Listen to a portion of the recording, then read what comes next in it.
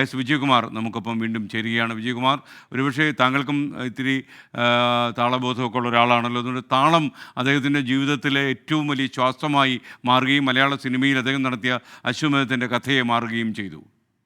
എസ്കേൻ, അദ്ദേഹത്തിൻ്റെ ജീവിതം, ഒരു കലാകാരൻ എന്ന നിലയിലുള്ള അദ്ദേഹത്തിൻ്റെ ജീവിതം തുടങ്ങുന്നത് തന്നെ ഒരു മൃദംഗം വിദ്യാർത്ഥി എന്ന നിലയിലാണ്. അദ്ദേഹം മൃദംഗത്തിലാണ് കുറേ കാലം മൃദംഗം പഠിച്ചു, അതിനിടയിൽ ചെണ്ട പഠിച്ചു. അദ്ദേഹത്തിൻ്റെ ജീവിത പശ്ചാത്തലമൊക്കെ അത്തരം കലാ മേഖലയുമായി ബന്ധപ്പെട്ടായിരുന്നു.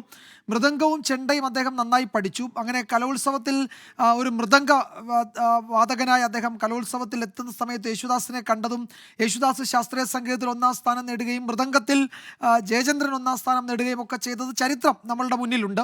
ഒരു കലോത്സവം ഇപ്പോൾ കഴിഞ്ഞതേ ഉള്ളൂ. അപ്പോൾ കലോത്സവ കാലത്ത് എക്കാലത്ത് നമ്മൾ ഈ രണ്ടുപേരുടെയും പേര് കലോത്സവത്തിൻ്റെ കൂടെ ചേർത്ത് വെച്ച് പറയുന്നതാണ്. അപ്പോൾ അവിടെ ഒരു മൃദംഗ കലാകാരനായി തുടങ്ങി, പിന്നെ ചെണ്ട പഠിച്ചു. ചെണ്ട അദ്ദേഹത്തിന് നന്നായി വഴങ്ങും. ഇപ്പോൾ ജയരാജ് വാര്യർ പറഞ്ഞതുപോലെ താളം, ഒരു ഋതം അദ്ദേഹത്തിൻ്റെ ജീവിതത്തിലാകെ ഉണ്ടായിരുന്നു, ഒരു പെരുമാറ്റത്തിലൊക്കെ ഉണ്ടായിരുന്നു. അത് സംസാരിക്കുന്നത് പോലും അങ്ങനെ കയറി ഇറങ്ങി എന്ന് നമുക്ക് തോന്നുന്ന തരത്തിലാണ് അദ്ദേഹത്തിൻ്റെ സംസാരം.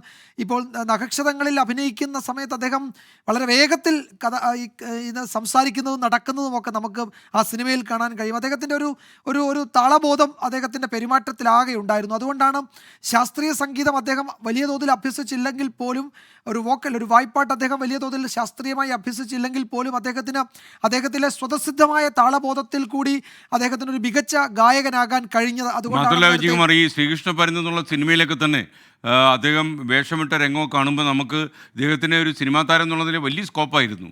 പക്ഷെ അദ്ദേഹം താല്പര്യം കാണിച്ചില്ല എന്നുള്ളതാണ് തമ്പി സാറ് പറഞ്ഞുള്ള യാഥാർത്ഥ്യം. അതെ, നമുക്കൊരു 70കളുടെ അവസാനമോ അല്ലെ 70കളുടെ തുടക്കം മുതൽ 80 വരെയൊക്കെയുള്ള നമ്മുടെ സിനിമാ നായക സങ്കല്പങ്ങളുമായി ചേർന്ന് നിൽക്കുന്ന ഒരു ശരീരഘടനയും മുഖഭാവവും ഒക്കെ അദ്ദേഹത്തിനുണ്ട്.